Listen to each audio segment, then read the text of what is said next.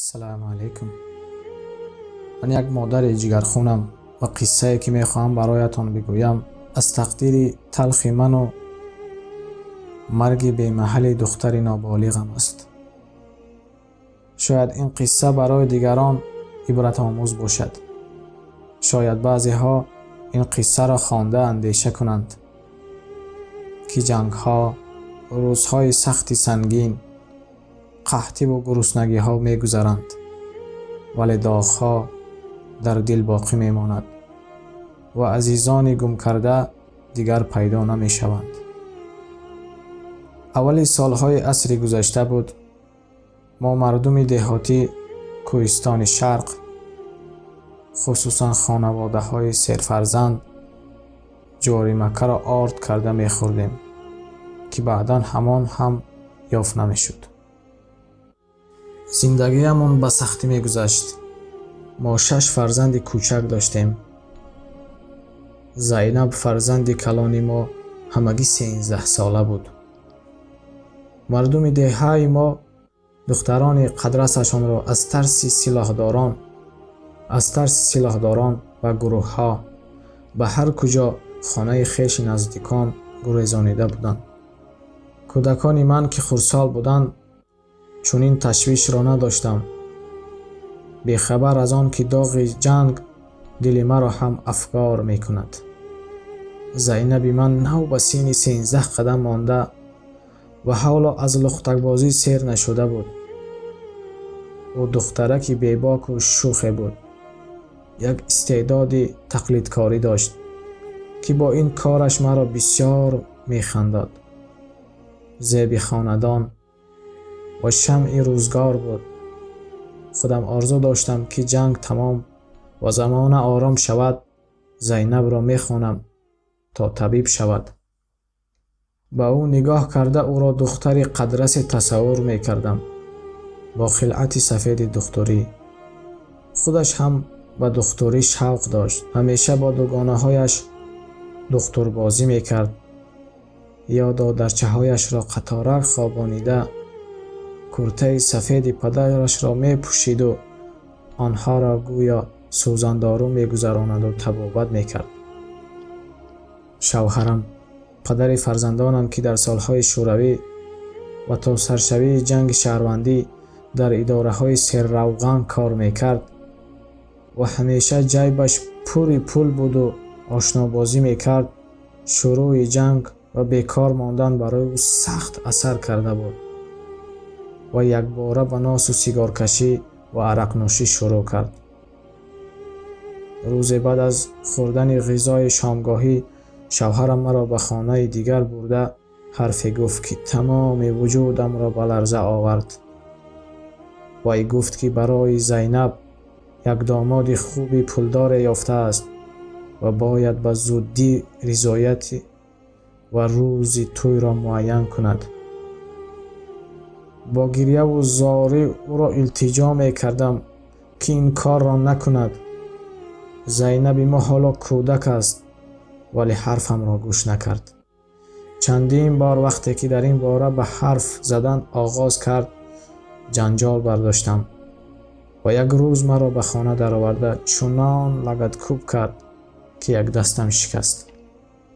من مادر زار علاج دیگر نیافته تمام خویش نزدیکان را به پا خیزانیدم که شوهر پول پرست مرا سر اندیشه آورد که زینب مرا قربان نفس بد خود نکند، ولی چیزی از دست ما نآمد.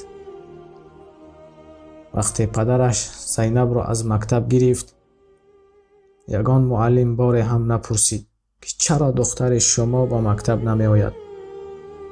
کسی از مردم بیچاره هم نمی پرسید که چی حال داری.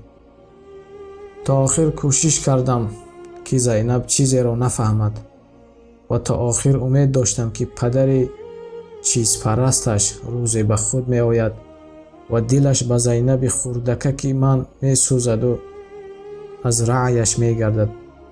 ولی صد افسوس. یکی از شبها مثل دزدان چند مرد ناشناس در یک ماشین بارکش، یک گاو کلان و 4 گوسفند و در ماشین دیگری سبکرو برنج و روغن و یک صندوق چیز و چاره عروس را آورده و یک بسته پول را به شوهرم دادند.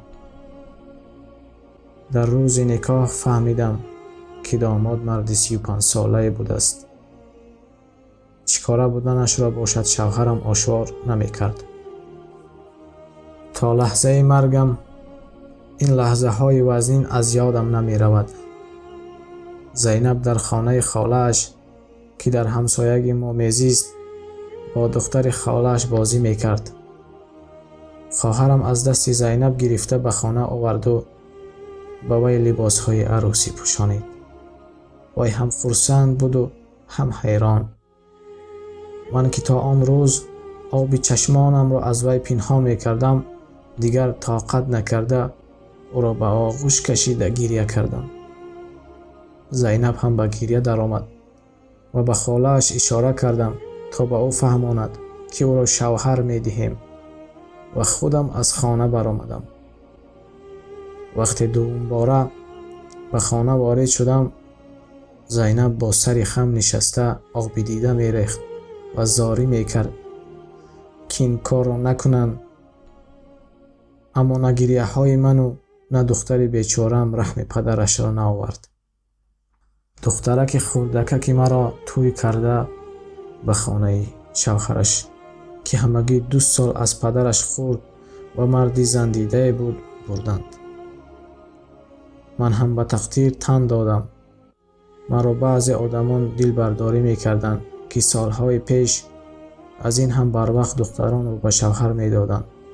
دختری تو باشد 13 ساله است. آن سالها دختران را با تاقی می زدند. اگر نافتد به شوهر می دادند.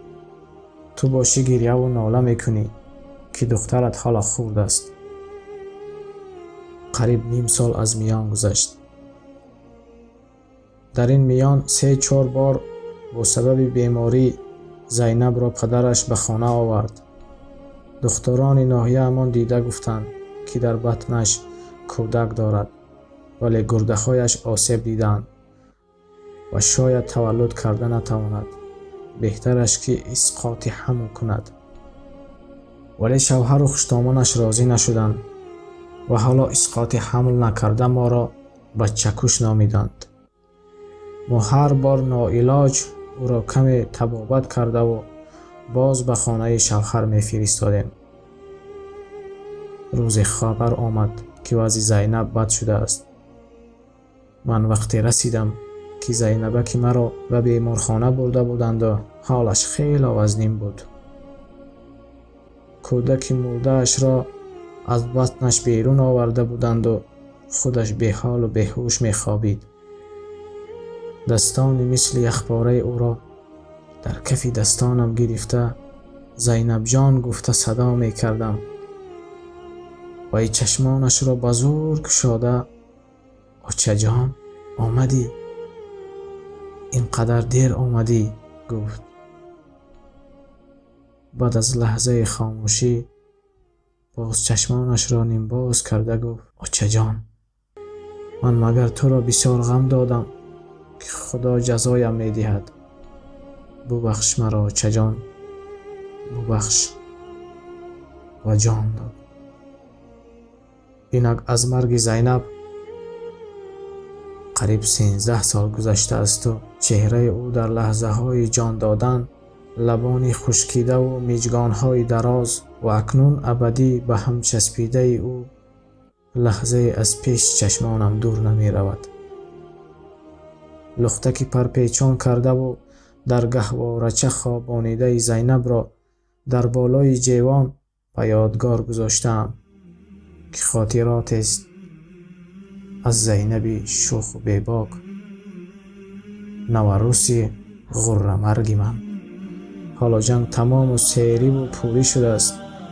دسترخوان‌ها پر نان و ناز و نعمت، ولی پدر پشیمان و من غمزده عزیزم را دیگر نمی یابیم و یک عمر سینه چاک در غم فرزند خواهیم بود.